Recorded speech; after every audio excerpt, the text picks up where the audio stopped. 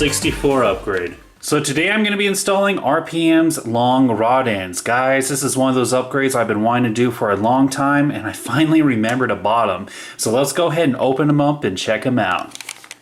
Okay, just rip it open, and yes, I do not have to cut it open this time. They actually include instructions, amazingly enough. And then we have the rod ends themselves. I'm going to have to cut them off from these little tabs. And then we have, of course, stickers, as well as the person who shipped them. Enough said, guys. Let's go ahead and get these installed. Alright, so let's get started. Just to make things easier, I'm going to go ahead and remove all four of the tires by removing the wheel nuts that hold them on. Alright, with the tires out of the way, I'm going to go ahead and remove all of the rods that are in the front.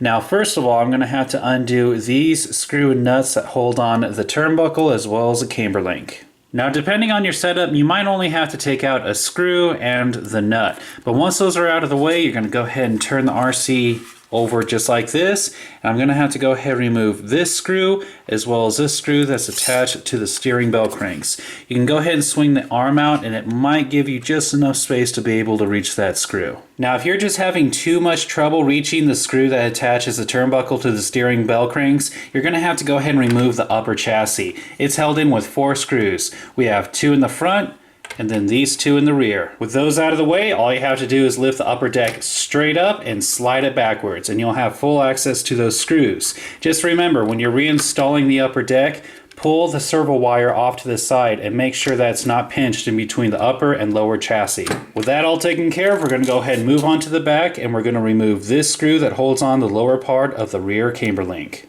Once that's taken care of, we need to go ahead and remove this screw, but you can see that the transmission completely blocks access to it, especially for the one on the other side. So we're going to go ahead and unplug the wires that connect the motor to the ESC. Once that's taken care of, we're going to go ahead and undo the 4 screws that hold the shock tower down. We have 2 in the back and then 2 in the front. Now, if you don't have the telemetry, you can easily just go ahead and lift up the shock tower. However, I do have the telemetry. So what I'm going to do is I'm going to undo the 2 screws that hold on the receiver box to the chassis. There is one on the bottom left and one on the bottom right. So now that the receiver box is free and moving about, it's going to give me more slack on the wires for the telemetry. So now I can go ahead and lift it up and finally reach this screw as well as this one.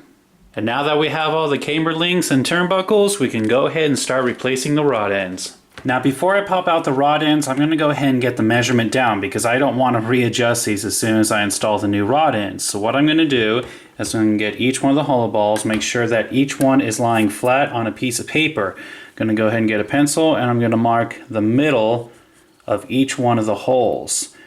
That way, when I put on the new rod ends, I could just line it up and measure it off that way. So the first thing we need to do is remove all the hollow balls. Now, what I used to do was I would use some pliers and I would angle it just right, and then I'll just push them out. However, there is an easier way, guys.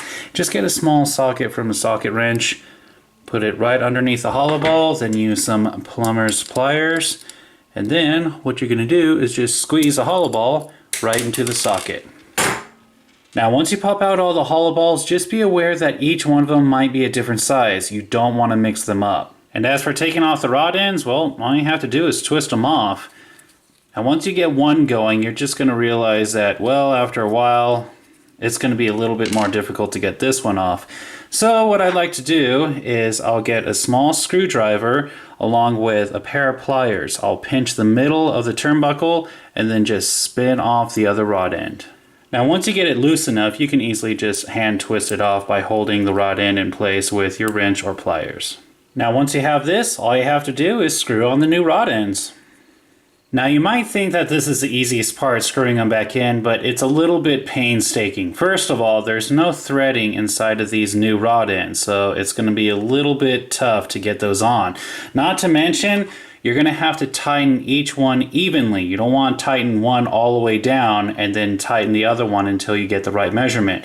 You're going to want to put on this one how many turns, and then this one the same amount of turns.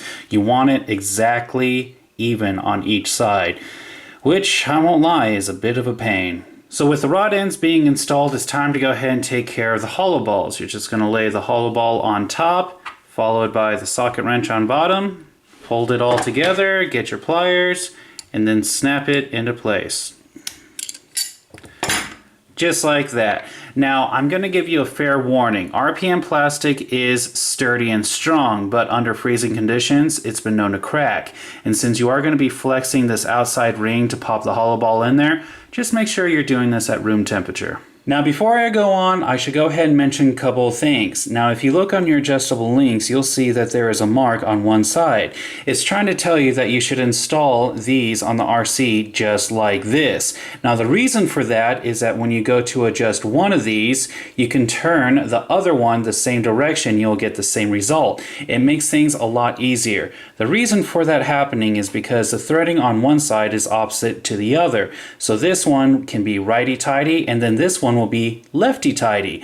So just go ahead and keep that in mind when you're reinstalling these. Now, with the camber links that have a hollow ball that are same on each side, you really don't have to worry about this. But for the front camber links, when it has one different on each side, just take into consideration of how to install this. So I'm going to lay these out just like that. These will go on the inside, and these ones will go on the outside. Once all the rod ends are taken care of, it's time to go ahead and install all the links back onto the RC. Now, like I mentioned before, make sure that the mark is on the same side. So I'm going to be installing it on the RC just like this. First ones I'm going to take care of are the top of the rod ends that go to the bottom hole of the rear shock tower. Once the top of the links are installed, you can go ahead and attach them to the top of the axle carrier. With those taken care of, you can go ahead and reattach the shock tower to the transmission and chassis using the 4 screws that hold it down. 2 in the back, 2 in the front. You can also plug in the wires for the ESC and motor, and you can reattach the receiver box using those 2 screws. Once that's all taken care of, I'm going to go ahead and move on to the front, and I'm going to attach the top camber link. Remember, one side's held on to the top of the steering block with a screw, and the other side is hooked on to the shock tower using a screw, and depending on what link you have, the hollow ball with a screw implanted in it. Once all that's taken care of, it's time to go ahead and install the turnbuckles. The bottom part of the turnbuckle is held onto the steering block using a screw and nut. The other side is attached to the steering bell cranks using a screw. Now remember, if you have a hard time reaching the screw that attaches the turnbuckle to the steering bell cranks, you can easily take off the upper chassis. With that all taken care of, all that's left is reattaching the tires. So here's before, and here, of course, is after. Now visually, it's not really much of a big upgrade, but believe me guys, it's one of those things that you just can't beat RPM, and the more plastic that's on this RC, the better. Now there's going to be some parts you just have to get aluminum, but believe me, RPM for the most part is the way to go. Now, one last thing I should mention before I end this upgrade video, if you're having a hard time adjusting these links to the right length before reinstalling them, a fail-safe you can do is just tighten each rod end all the way down, put it on the RC, and then loosen it up. It'll instantly be adjusted to the right length. Other than that, I am done. And that was Demon's level 64 upgrade.